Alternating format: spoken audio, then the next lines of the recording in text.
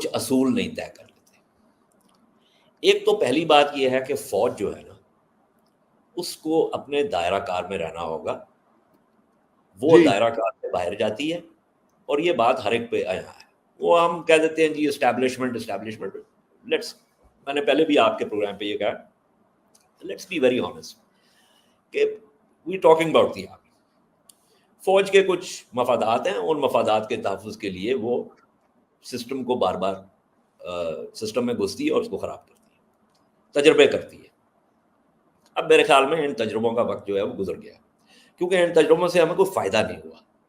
یا تو کوئی فائدہ ہو رہا ہوتا نا اور مجھے معروضی طور پر نظر آتا کہ ہاں یار کوئی فائدہ, میں کہتا ہے چلو ٹھیک ہے, یہ کوئی لی کوان یو قسم کا ادارہ ہے اور ہمیں آگے کی طرف لے کے جا رہا, تو چلو یار مان لیتے ہیں تھوڑی دیر راستے کے منہ نہیں کھول رہا, کچھ تو ہو رہا ہے نا, کوئی سائنٹیفک ڈیولپمنٹ ہو رہی ہے, کوئی معیشت جو ہے وہ بڑے مطلب اوپر جا رہی ہے, اور اقوام عالم میں ہمارا کوئی جو ہے نا وہ نام ہے, اور جب ہم پاسپورٹ اپنا نکال کے کسی ایئرپورٹ پہ جاتے ہیں تو اگلا ہماری طرف جو ہے وہ شک کی نگاہوں سے نہیں دیکھتا. تو میں کہتا ہے یار اچھا چلو ٹھیک ہے, لیکن لی کوان یو بھی نہیں ہے یہ.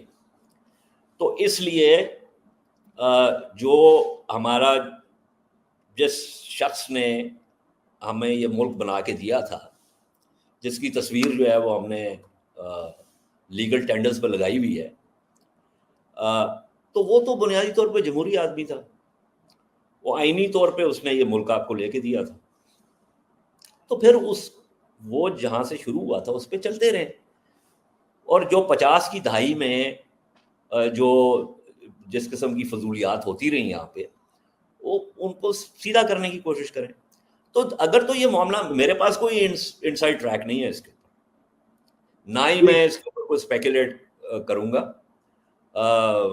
نہیں, لیکن آپ یہ تو جانتے ہیں نا, صرف یہ کہہ رہا ہوں کہ اگر کوئی بات درستگی کی طرف جا رہی ہے تو پھر تو پہلے آپ نے جو بھی ہے کہ دیکھیں نا, اب تو یہ ہی نہیں کسی کو پتا چلتا کہ کسی پر جو کیس بنا ہوا ہے وہ غلط ہے یا صحیح ہے. یعنی وہ جو احتساب جو ہے اس کا بھی ایک ایسا مذاق, بھونڈا مذاق بن چکا ہے کہ اب اس کے بارے میں آپ کچھ نہیں کہہ سکتے unless کہ you are a legal, اور آپ ہر ایک کیس کے چھوٹے چھوٹے اچی بچی میں نقطوں میں جا کے دیکھیں گے یار صحیح ہے کہ غلط ہے.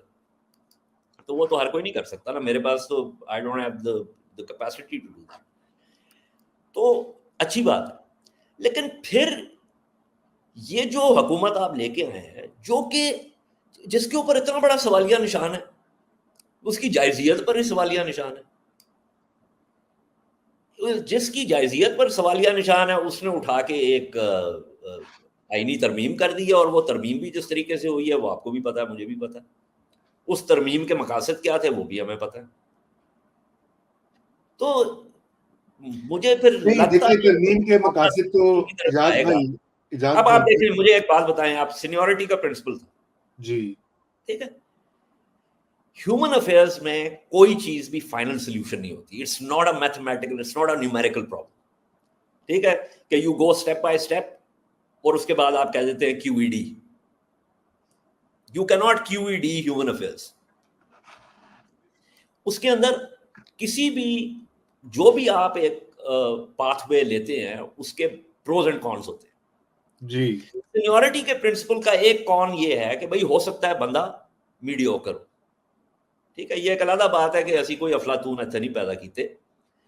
بٹ دا پوائنٹ از کہ I would look at it کہ بھائی اگر ایک بندہ سپریم کورٹ کا جج رہا ہے اتنے عرصے, اس سے پہلے ہائی کورٹ کا چیف جسٹس تھا, وہاں سے ایلیویٹ ہو کے آیا ہے, تو جب اس کا وقت آیا ہے تو he should be able to, وہ سال واسطے آئے, 8 مہینے واسطے آئے, 2.5 سال واسطے آئے, ہی مطلب اس کو اول تو اگر تو وہ اس قابل نہیں ہے کہ چیف جسٹس آف پاکستان بنے تو پھر تو اس کو جج ہی نہیں ہونا چاہیے تھا سپریم کورٹ کا.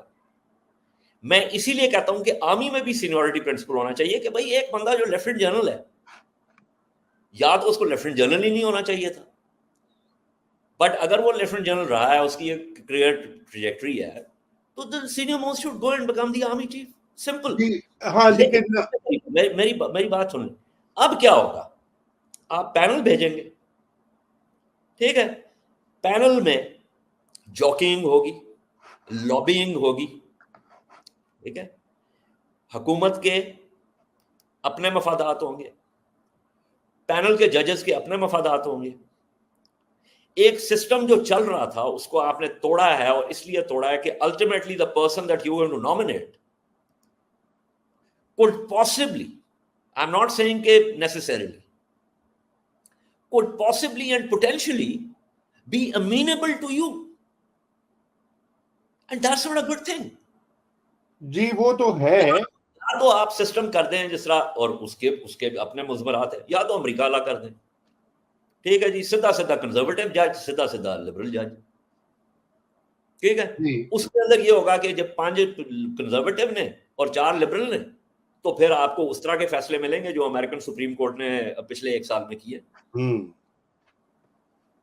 मैं ये नहीं कह रहा कि अभी वो हमारे मशरक में वो जो उनका जो चीफ जस्टिस है, उसने वो जो बयान दिया जो ये मंदिर के हवाले से, उसके ऊपर वो हमारा दोस्त जो है सिद्धार्थ वरदराजन, उसने बहुत अच्छा मजमून लिखा। उसने कहा कि ये जो आप अपने हिंदू क्रेडेंशियल दे रहे हैं, ये अगर किसी मुसलमान जज ने अपने मुसलमान क्रेडेंशियल दिए होते तो यहाँ पे ज़लज़ला आ जाता। ओए होए, ठीक है। तो मैं ये नहीं कहता कि कोई भी सिस्टम जो है, मैं रजा आपकी इजाजत से, let me pull out something here जो कि मेरे ख्याल में बहुत अहम है, जो कि मैं बात करना चाह रहा हूं। देखें,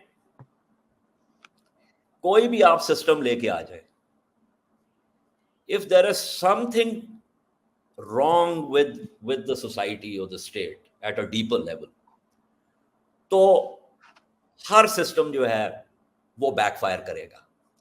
अब मैं आपको 1944 में जज लर्नड हैंड ने एक स्पीच दी थी, द स्पिरिट ऑफ लिबर्टी। मैं उसमें से सिर्फ आपको एक इक्तबास सुनाना चाहता हूं। वो ये कह रहा है कि what do we mean when we say that first of all we seek liberty? I often wonder whether we do not rest our hopes too much upon constitutions, upon laws, and upon courts. These are false hopes. Believe me, these are false hopes. Liberty lies in the hearts of men and women. When it dies there, no constitution, no law, no court can even do much to help it. While it lies there, it needs no constitution,